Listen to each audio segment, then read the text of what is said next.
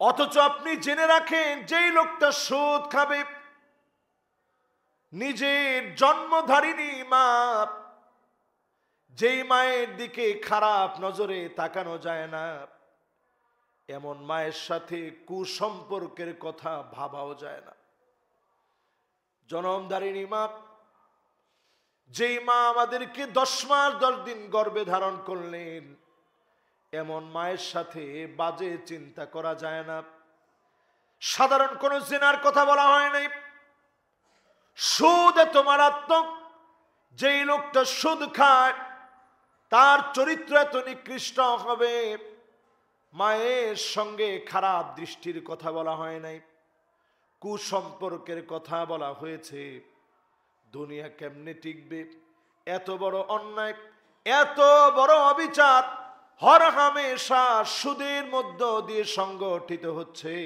মুসলিম সে নামাজও পড়ছে, আবার এই লোকটা যখন বিমানের মধ্যে উঠতেছে, খাবার খাওয়ার সময় হালাল খাবার আছে কিনা সে নিজে হালাল খাবার ছাড়া খাবে না, প্রয়োজনে উপোস থাকবে, তারপরেও হালাল খাবার তাকে খেতে হবে।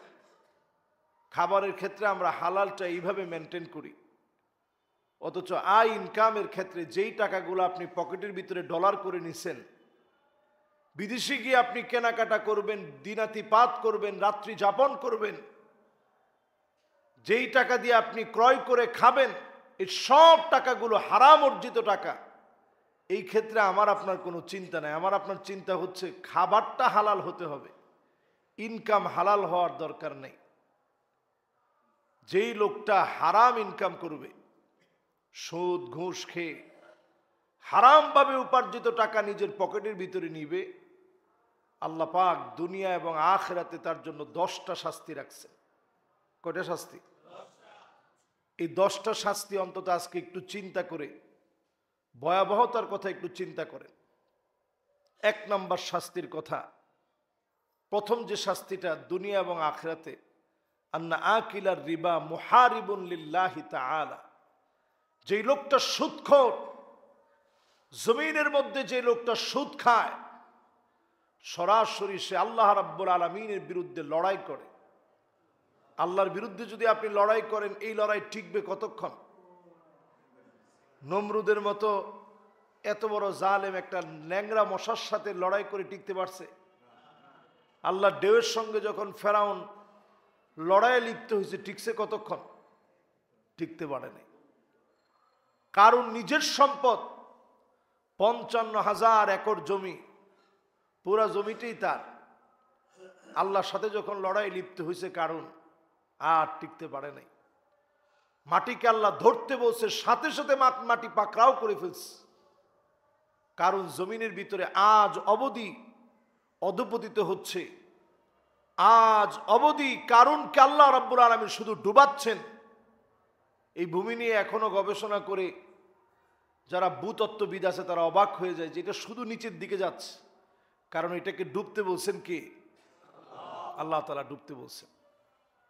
এই জন্য যারাই আল্লাহ রাব্বুল আলামিনের বিরুদ্ধে হারাম খাবে, সুদী লেনদেন করবে, রব্বে করিম তাদেরকে পাকড়াও করবেন। আল্লাহ বলবেন আমার বিরুদ্ধে লড়াই করো। কিয়ামতের দিন আল্লাহ রাব্বুল আলামিন বলবেন খুদ সিলাহাকা লিল হারব, যুদ্ধের জন্য প্রস্তুতি নিয়ে অস্ত্র ধারণ করো।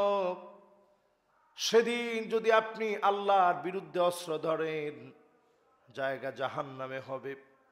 খুদ সিলাহাকা লিল হারব, যুদ্ধের জন্য অস্ত্র ধারণ করো।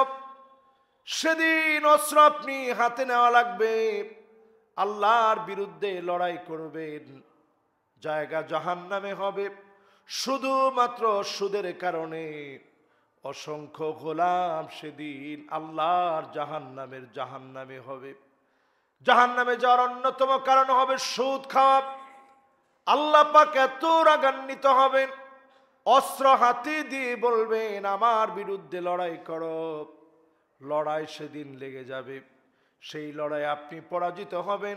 জাহান্নাম আপনার নিকৃষ্ট ঠিকানা হবে। মুমিন হিসাবে যারা কষ্ট করে বাঁচতে চান, সুদ ছেড়ে দিয়ে হালাল খেয়ে বাঁচেন, আপনার অল্পের ভিতরে যিনি বারাকাত দান করে দিবেন তিনি কে?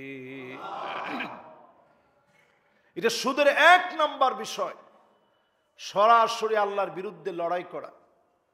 তাহলে এটা আমরা পরিষ্কার বুঝি, আল্লাহর বিরুদ্ধে লড়াই করে একটা সেকেন্ড তো দূরে থাক, ইকো সেকেন্ড, ন্যানো সেকেন্ড, এটার চাইতে ছোট যদি কোনো সংখ্যা থাকে, এই সময় পর্যন্ত টিকার কোনো সম্ভাবনা আমার আপনার কারো নাই। তাহলে সুদ খাওয়া যাবে? এবার 2 নম্বর বিষয় আসেন। যে লোকটা সুদ খায়, আন্না আকিলার রিবা মালউন, যেই লোক সুদ খাবে 24টা ঘন্টার, প্রত্যেকটা ঘন্টার, প্রত্যেকটা মিনিটের, প্রত্যেকটা ইকো সেকেন্ড, প্রত্যেকটা ন্যানো সেকেন্ডে আল্লাহ রাব্বুল আলামিন সুদখোরদেরকে লানত দিতে থাকেন। প্রতিনিয়ত যদি আল্লাহর লানত পড়তে থাকে, যে আল্লাহর দয়া আমরা বেঁচে আছি, যে আল্লাহ সুস্থ করলে সুস্থ থাকি, যে আল্লাহ খাওয়ালে খাই, যে আল্লাহ পড়ালে পড়ি, তিনি যদি প্রতিনিয়ত রাগান্বিত হয়ে যান, আমাকে আপনাকে যদি লানত করেন, প্রতিনিয়ত যদি আল্লাহ রাব্বুল আলামিন লানত দেন, এই লানত থেকে বাঁচার মতো কোনো উপায় কি আমাদের আছে? প্রতিনিয়ত আল্লাহ রাব্বুল আলামিন লানত দিতে থাকেন, ফেরেশতারা লানত দিতে থাকে। নবীজি তাদের জন্য বর্ষণা করে গেলেন যারা সুদি লেনদেন করে, সুদি কারবার করে। নবীজি সাল্লাল্লাহু আলাইহি সাল্লাম অন্য ক্ষেত্রে এতটা কড়াভাবে বলেন নাই, আকিলার রিবা ও মুকিলাহু ওয়া কাতিবাহু, যে লিখে রাখবে, যে সহযোগিতা করবে, যে খাবে, সবগুলোর উপরে আল্লাহর লানত, ওয়া শাহিদাই, যে সাক্ষী থাকবে তার উপর আল্লাহর লানত, ওয়া হুম সিওয়া, সবগুলো এক সমান যারা সুদি কারবার করবে। রাওয়াহু মুসলিম। সুদি কারবারের সাথে আমরা মুসলমান হিসাবে সম্পর্ক রাখতে পারি না। 2 নম্বর শাস্তি হচ্ছে আল্লাহর পক্ষ থেকে লানত। 3 নম্বর শাস্তি হলো যারা সুদ খাবে এই জমিনের ভিতরে, আন্না আকিলার রিবা মুতাশাব্বিহুন বিল ইয়াহুদ, যারা সুদ খাবে, সুদখোর, এরা সরাসরি ইহুদিদেরকে অনুকরণ করে। এই দুনিয়ার ভিতরে সর্বপ্রথম সুদি লেনদেন চালু করেছে ইহুদিরা। এই ইহুদিদেরকে তারা অনুসরণ করলো, যারা সুদ ভিত্তিক সমাজ কায়েম করতে চায়, যারা এই সমাজের ভিতরে পুঁজিবাদী সমাজ কায়েম করে, সুদ ভিত্তিক সমাজ কায়েম করে, এই সমাজকে যারা ধ্বংস করতে চায়, তারা ইহুদিদেরকে অনুসরণ করে। আপনি যদি একটুখানি খান, একটুখানি সদস্য হয়ে ইহুদিদেরকে অনুসরণ করলেন, এরকম অনুসরণকারী মুসলিমের সংখ্যা এখন কম না বেশি? মান তাশাব্বাহা বিকাউমিন ফাহুয়া মিনহুম, যেই জাতি যাদের অনুসরণ করবে সে তাদের মধ্যে অন্তর্ভুক্ত হয়ে যাবে। আপনি যদি মুসলমান হওয়ার পরে, নামাজি হওয়ার পরে যদি আপনি সুদ খান, ইহুদিদেরকে অনুসরণ করলেন, অনুকরণ করলেন। অধিকাংশ মুসলিম সন্তান মানুষ হচ্ছে না, এর অন্যতম কারণ আপনি নিজেকে মুসলিম মনে করেন, কিন্তু আল্লাহর সঙ্গে লড়াই করার প্রস্তুতি নিচ্ছেন। প্রতিনিয়ত লানত নাজিল হচ্ছে, ইহুদিদেরকে অনুসরণ করে চলছেন। এমন ব্যক্তিদের দিকে দয়ার দৃষ্টিতে যিনি তাকাবেন না, কথা বলবেন না, দয়া দেখাবেন না, তিনি কে? এই গেল 3টা। 4 নম্বরের সুদের সবচেয়ে মারাত্মক ভয়াবহতার মধ্যে আরেকটা হচ্ছে আন্না আকিলার রিবা মুতাশাব্বিহুন বিল জাহিলিয়া। জাহিলিয়াতের সে বর্বর যুগে যেখানে মেয়েদেরকে জীবন্ত কবর দেওয়া হতো, বাপের মনে সামান্য মায়াটুকুন ছিল না। আপনারা প্রত্যেকে জানেন দাহিয়াতুল কলবি রাদিয়াল্লাহু তাআলা আনহু ওয়া আরদাহুর ঘটনা।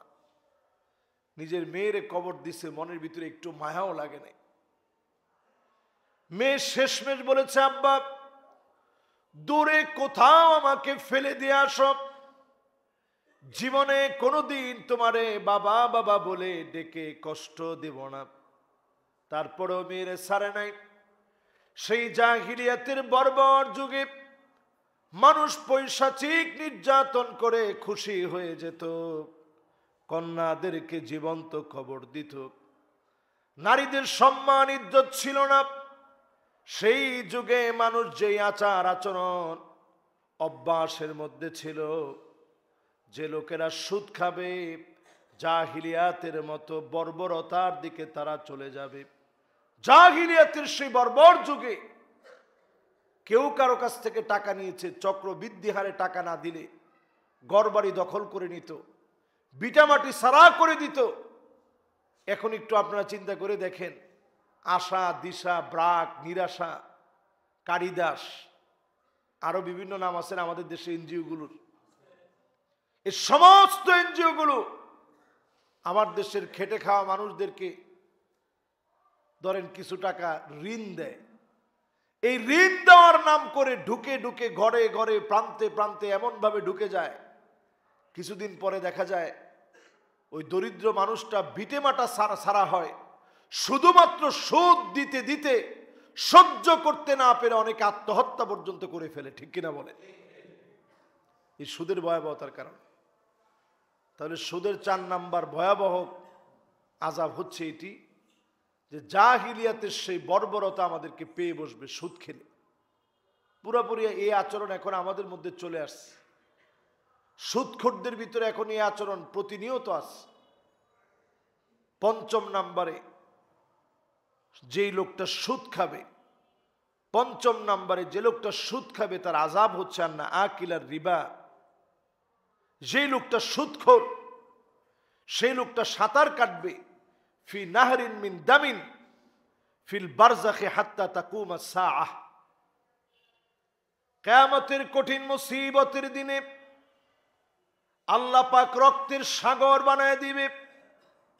এই রক্তের সাগরের ভিতরে ওই জাহান্নামী সাঁতার কাটবে। যেই লোকটা সুদ খাবে আল্লাহ বলবে তুই সাঁতার কাট। সেই লোকটা সেখানে সাঁতার কাটবে, প্রতিনিয়ত সেই জায়গার মধ্যে থাকবে। সুদখোরের জন্য নবী সাল্লাল্লাহু আলাইহি সাল্লাম বলেছেন, আল্লাযী রাআইতাহু ফিন নাহার আকিলুর রিবা। সুদ খাওয়ার কারণে নবীজিকে দেখানো হলো বিশাল রক্তের সমুদ্র, সেই সমুদ্রের ভিতরে হাবুডুবু খাচ্ছে। যারা সুদ খাবে এই সুদখোরদেরকে আখিরাতে রক্তের সমুদ্রের ভিতরে যিনি হাবুডুবু খাওয়াবেন তিনি কে? কারণ দুনিয়ার জীবনে যারা সুদখোর, দুনিয়ার জীবনে তারা মানুষের রক্তের উপরে হাবুডুবু খায়। মানুষের টাকাগুলো মেরে দিয়ে, হাজার হাজার কোটি টাকা মেরে দিয়ে তিনি বাংলাদেশের বড় শিল্পপতি। এরকম শিল্পপতি এখন বাংলাদেশে কম না বেশি? আপনি চিন্তা করেন, এক চেকে বাংলাদেশ ব্যাংক থেকে কয়েক হাজার কোটি টাকা হাতিয়ে নিয়েছে। 4 বছরে কিছু দিতেই হবে না, 4 বছর পরে যা দেওয়ার দিবে। এরপরে 4 বছর পরে তিনি নিজে দেউলিয়া ঘোষণা করবে। ওনার একটা ফ্যাক্টরির ভিতরে তিনি আগুন ধরায় দিবে, নিজেই গার্মেন্টসের ভিতরে আগুন ধরিয়ে দিবে। এরপরে ধরেন বাংলাদেশ থেকে অন্য একটা জায়গায় চলে যাবে, গিয়ে উনি বলবে যে আমার তো সব শেষ, ফ্যাক্টরি গার্মেন্টস যা ছিল সব শেষ, আমি এখন পথের ভিখারি। ওদিক দিয়ে দেশের কাছ থেকে 5,000 কোটি টাকা নিয়ে চলে গেছে। ওইখানে যাওয়ার পরে পাক্কা 5 ওয়াক্ত নামাজি হয়ে গেছে। প্রথম কাতারে নামাজ পড়ে, আল্লাহ মাফ করে দেন।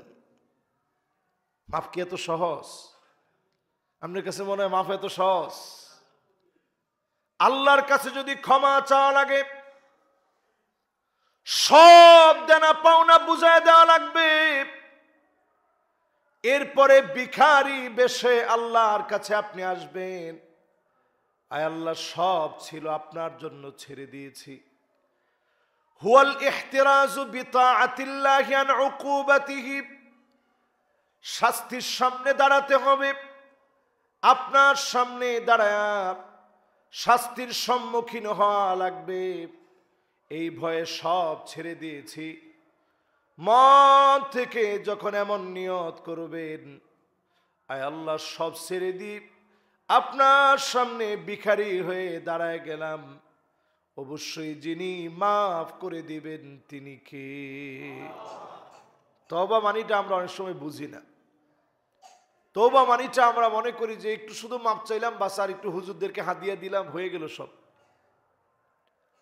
আমরা দেখবেন এরকম শিল্পপতি যারা আছে, আমাদেরকেও শিল্পপতিরা মহব্বত করে টাকা পয়সা দেয়। এরকম শিল্পপতিরা টাকা পয়সা দিলে আমরাও তো বিরাট খুশি যে আমি হুজুর আমার একটা মোটা বান্ডিল দিছে। কিন্তু মোটা বান্ডিলটা যে দিছে, অনেকের রক্ত এই বান্ডিলটার মধ্যে লেগে আছে, ঠিক কিনা বলেন? আজকের জুমা থেকে পরিষ্কার ভাবে জানেন, যেই লোকটা সুদখোর, দুনিয়ার ভিতরে মানুষের রক্ত দিয়ে হাবুডুবু খায়, আখিরাতের ভিতরে আল্লাহ পাক সেদিন হাবুডুবু খাওয়াবেন। দুনিয়ার ভিতরে আল্লাহ রাব্বুল আলামিন এই লোকগুলাকে লাঞ্ছিত, অপদস্থ, অপমানিত বানায়া দেন, আর আখিরাতে যিনি এই লোকগুলাকে অপদস্থ, লাঞ্ছিত বানায়া ঘুরাবেন তিনি কে? কয় নাম্বার গেল? 5 নাম্বার। এই 5 পর্যন্ত যা বললাম, আপনার কাছে মনে হয়েছে সুদ খাওয়াটা কি সহজ না কঠিন?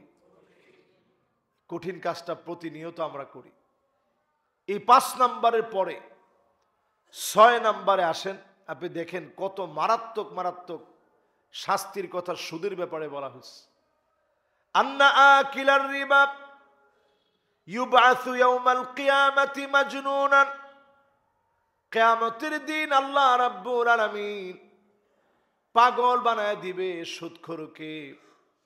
শুধু কিয়ামতের দিন কেন, দুনিয়ার জীবনেও সুদখোরের শেষ জীবনে দেখবেন পাগল হয়ে গেছে। সন্তান তার কথা শুনে না, স্ত্রী তার কথা শুনে না, মানুষ তারে মানুষ মনে করে না, জ্বালা যন্ত্রণা কষ্টের ভিতরে পড়ে পাগলের মতো হয়ে যায়। দুনিয়া আখিরাতে সম্মান যা ছিল আল্লাহ রাব্বুল আলামিন সুদখোরের কাছ থেকে কেড়ে নেন, বিধায় দুনিয়া আখিরাতে সুদখোরের সম্মান যিনি কেড়ে নেন তিনি কে? একটু উদাহরণ দিই, যারা বাংলাদেশকে আজকের অবস্থানে নিয়ে আসছে, টাকার কি কারো অভাব ছিল? ও আপনারা তো নাও সবাই বলেন নাই। মনের ভিতরে কি হালকা পাতলা মায়া তৈরি হয়েছে নাকি? না, মায়া তো একটু একটু তৈরি হওয়ারই কথা। সুবহানাল্লাহ, কিরকম অসহায়। ওই দিন একজনে জিজ্ঞাসা করছে, ভাই কেমন আছেন? উনি এইরকম দৃশ্য দেখাইছে যে ভাই চুপ থাকেন, আপনারা বাইরে আছেন, ভালো আছেন তো, আপনারা চুপ থাকেন, আমরা এখন ভিতরে আছি। কালকে দেখলাম একজন চিঠি লিখছে তার মায়ের কাছে। চিঠির মধ্যে লিখছে যে মা, তুমি তো সারা জীবনে আমার জন্য কষ্ট করে গেলা। প্রথম প্রথম আসার পরে একটু খারাপ লাগতো, এখন আর খারাপ লাগে না। প্রতিদিন নামাজ ধরছি, এরপরে কোরআন তেলাওয়াত করি, অনুবাদ সহ কোরআন পড়লে কি যে মজা লাগে। সুবহানাল্লাহ কর। তাহলে একটু চিন্তা করেন, এই জেলখানায় তো আরো কিছুদিন আগে থেকে ট্রেনিং দেওয়ালে এই লোকগুলো অন্তত চুরি চামারি যা ছিল এগুলো থেকে ভালো হয়ে ভালো মানুষ হয়ে যেত, ঠিক কিনা বলেন? একটু চিন্তা করেন ভাই, এই সুদ আপনাকে সম্মান দিতে পারে না। যারা সুদ খায় এদেরকে আল্লাহ পাগল বানায় দেয়। আমাদের এই অল্প বয়সের জীবনে এরকম অনেক ঘটনা দেখছি। সুদখোর আল্লাহ তাআলা তার জীবনের এমন পরিণতি দিয়েছে, একেবারে ঠিক যেই পাগলের কথা বলা হয়েছে এরকম পাগলের মতো হয়েই সে শেষ জীবনটা কাটাইছে। এরপরে সুদের 7 নাম্বার ভয়াবহতা হচ্ছে আন্নামাল আকিলার রিবা, আন্নামাল আকিলার রিবা, যেই লোকটা সুদ খাবে, যেই লোকটা সুদখোর হবে, নবী সাল্লাল্লাহু আলাইহি সাল্লাম বলছেন মামহুকুন, আল্লাহ রাব্বুল আলামিন সুদখোরকে আল্লাহ রাব্বুল আলামিন একেবারে দুনিয়ার ভিতরে বড় ব্যবসায়ী থেকে হঠাৎ করে নামায় দিবেন। ইয়ামহাকুল্লাহুর রিবা ওয়া ইউরবিস সাদাকাত, আল্লাহ পাক সুদখোরকে হঠাৎ করে ধরবেন, হঠাৎ করে তৎক্ষণাৎ ধরে সুদখোরকে যিনি একেবারে হিরো থেকে জিরো বানায়া দিবেন তিনি কে? ওয়াদাটা আল্লাহ নিজের। সুদ খেয়ে আপনি 5 তলা বাড়ি করলেন, এই 5 তলা বাড়ি করার পরে রেজাল্ট কি? ইয়ামহাকুল্লাহুর রিবা ওয়া ইউরবিস সাদাকাত, 5 তলা বাড়ি হঠাৎ করে ধপাস করে ধসে গেছে।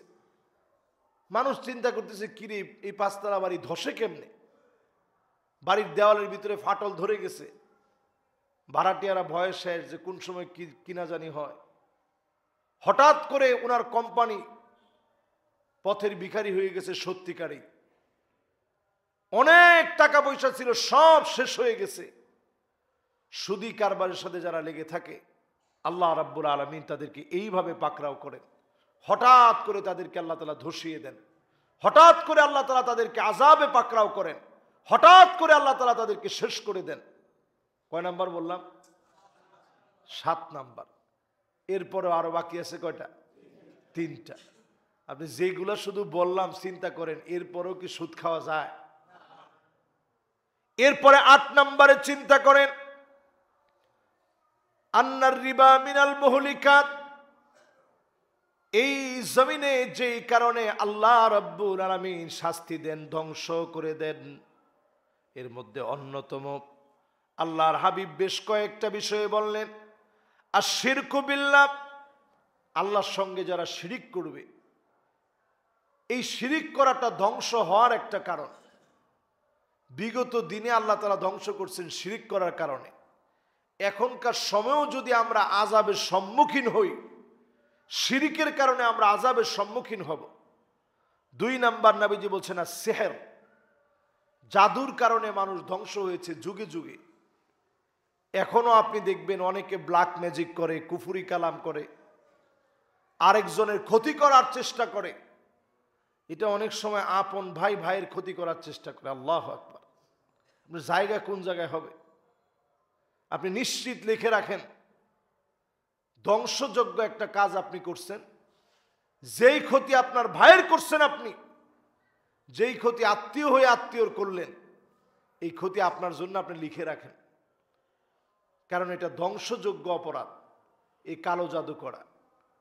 ও কতলুন নাফসিল্লাতি হারামাল্লাহ ইল্লা বিল হক, অন্যায়ভাবে কাউকে হত্যা করা, পৈশাচিকভাবে কাউকে নির্যাতন করা, এটাই দুনিয়ার ভিতরে ধ্বংস হওয়ার কারণ।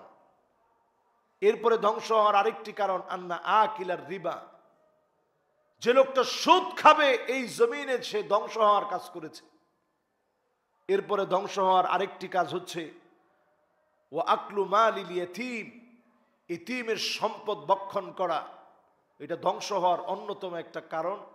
এই পৃথিবীর ভিতরে ধ্বংস হওয়ার মতো যে বড় বড় অন্যায়, এর মধ্যে অন্যতম অন্যায় হচ্ছে ইতিমের সম্পদ খেয়ে ফেলা। অনেক সময় দেখা যায় ভাইটা মারা গেছে, ছোট ছোট ভাতিজা ভাতিজি রেখে, আপনি এমন মানুষ ওই ভাতিজার ভাতিজির সম্পদ মেরে দিছেন, এরপরে আপনি নামাজে আসছেন। আসলে কি এই নামাজ কোনো লাভ হবে? বলেন, আসলে লাভ হবে? আপনি নামাজ পড়লেন, বাতিজার হক আপনি ঠকায় দিলেন, বাতিজার হক থেকে বঞ্চিত বানায় দিলেন, ঠকায় দিলেন, বাতিজিরে ঠকায় দিলেন। আপনি নিজে মনে করলেন জিতে গেছেন। আপনি লিখে রাখেন, অচিরেই আপনি ধ্বংস হবেন, হার্ট অ্যাটাক হবে, ব্রেন স্ট্রোক হবে, অথবা আপনি দেখবেন কিডনিটা ফেল হয়ে গেছে, রক্ত আপনার শরীরের ভিতরে সংরক্ষিত হচ্ছে না, কোনো না কোনো বড় বিপদ চলে আসবে। কারণ এই সমস্ত লোকদেরকে যিনি ধ্বংস করবেন তিনি কে? এরপরে দেখবেন ও তাওয়াল্লা ইয়াউমা যাহফ ও কযফুল মুহসানাত, কারো উপরে আপনি অপবাদ দিবেন, একজন সতী সাদী নারীর ব্যাপারে আপনি অপবাদ দিলেন, এই অপবাদ দেওয়া ব্যক্তিকে আল্লাহ রাব্বুল আলামিন ছেড়ে দিবেন না। এটা এই দুনিয়া ধ্বংস হওয়ার যতগুলো কারণ আছে, যেই অপরাধগুলোর কারণে আল্লাহ রাব্বুল আলামিন ধ্বংস করেন, এর মধ্যে অন্যতম একটা অপরাধ এটি, একজন নেককার দিনদার মহিলাকে অপবাদ দেওয়া। এর মধ্যে সুদের বিষয়টা আছে না নাই? আছে। এরপরে আসেন 9 নম্বরে, আন্নার রিবা আযম মিনাজ জিনা, সুদ জিনাহের চাইতে বড় মারাত্মক অন্যায়। আজকে যদি আপনার জিনাহের কথা প্রকাশিত হয়ে যায়, সমাজের ভিতরে আপনি মুখ দেখাতে পারবেন না, নামাজে আসতে গেলেও মানুষ বলবে লোকটা জিনাকার, আপনার কাছে বড় অন্যায় বোধ হবে। অথচ আপনি জেনে রাখেন যেই লোকটা সুদ খাবে, নিজের জন্মধারিণী মা, যেই মায়ের দিকে খারাপ নজরে তাকানো যায় না, এমন মায়ের সাথে কুসম্পর্কের কথা ভাবাও যায় না। জন্মধারিণী মা, যেই মা আমাদেরকে 10 মাস 10 দিন গর্ভে ধারণ করলেন, এমন মায়ের সাথে বাজে চিন্তা করা যায় না।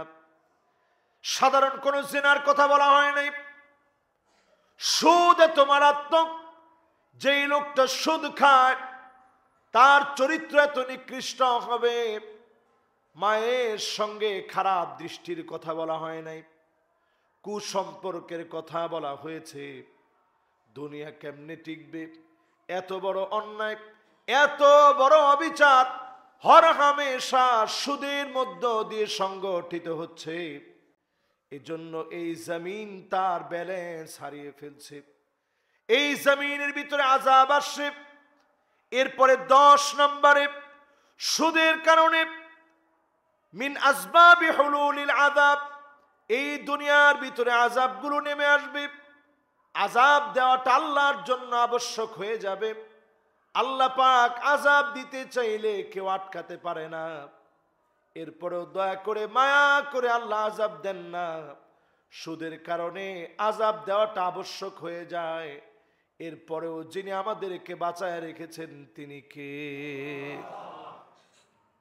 এবার চিন্তা করেন, সুদের কারণে আযাব আসাটা আবশ্যক হয়ে যায়, বৈধ হয়ে যায়। বৈধ মানে আযাব দেওয়াটাই দরকার, তারপরেও আল্লাহ দয়া করে দিচ্ছেন না, মায়া করে ছেড়ে দিচ্ছেন, প্রতিনিয়ত মাফ করতেছেন। সম্মানিত হাজিরিন, এই 10টা বিষয় সুদের ভয়াবহতার উপরে শোনার পরে আপনার কাছে কি মনে হয় সুদ খাবেন? বলেন খাবেন? যেই লোকটা সুদ খাবে, এই সুদ খেয়ে আপনি ফ্ল্যাট করলেন, বাড়ি করলেন, আপনার সন্তানকে সুন্দর ভবিষ্যৎ দিয়ে গেলেন, কিয়ামতের দিন এই সন্তান আপনার কোনো কাজে আসবে না। কিয়ামতের দিন তো অনেক দিন বাকি। আপনি যেদিন কবরের ভিতরে ঘুমাবেন, পায়ের আওয়াজগুলো আপনি শুনবেন, ছেলে তাকায়া তাকায়া দেখবে, আহারে আব্বার গায়ের উপরে মনকে মন মাটিগুলা পড়তেছে। ছেলে একবারের জন্য নিষেধ করবে না। আল্লাহ পাক এই পদ্ধতি আমাদেরকে জানায় দিয়েছেন, শিখায় দিয়েছেন। মাটির ঘরের ভিতরে আপনি ঘুমায় যাবেন। এই ক্ষণিকের দুনিয়ায় মেহমান হয়ে এসে কান্নাহুম ইয়াউমা ইয়ারাউনাহা লাম ইয়ালবাসু ইল্লা আশিয়াতান আও দুহাহা, ক্ষণিকের এই দুনিয়ার ভিতরে মেহমান হয়ে আপনি আসলেন। ক্ষণিকের সময়টা আপনাকে এত কুলুষিত বানায় দিয়েছে, এত কুলুষিত মানুষ আপনি হয়ে গেলেন। সম্পদের জন্য আপনি পাহাড় গড়ে তোলার জন্য হারাম খেলেন, সন্তানদেরকে সুন্দর ভবিষ্যৎ দিয়ে গেলেন, নিজের আখেরাত শূন্য বানায়া সন্তানদেরকে গড়ে দিয়ে গেলেন। অন্ধকার কবরে যেদিন যাবেন, আপনার চাইতে বড় অসহায় আর কোনো ব্যক্তি পাওয়া যাবে না। সন্তান রেখে চলে আসবে, কবর গুটগুটে অন্ধকার হবে, আমলগুলা সেদিন জ্বলে উঠবে, আপনার সঙ্গী হয়ে যাবে। আমলের কারণে যিনি মাফ করে দিবেন তিনি কে? অধিকাংশ মানুষ এই জিনিসটা আমরা একবার কল্পনাও করি না যে আমাদের একদিন মরে যেতে হবে। অনেকেই ভাবি আরে মরে গেলেও তো 50, 60, 70 বছর পরে মরবো, আগে তো খেয়ে নেই।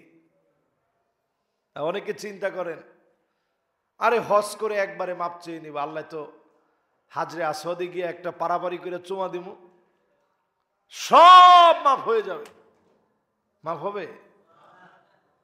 হাজরে আসওয়াদ কেন, কাবার গিলাফ ধরেও যদি আপনি কান্দেন, মুলতাজামে যদি আপনি বুক ঠেকায় দিয়া কান্দেন, আপনি যদি কাবার দরজা ধরে যদি ফুবায় ফুবায় কান্দেন, মাফ হবে?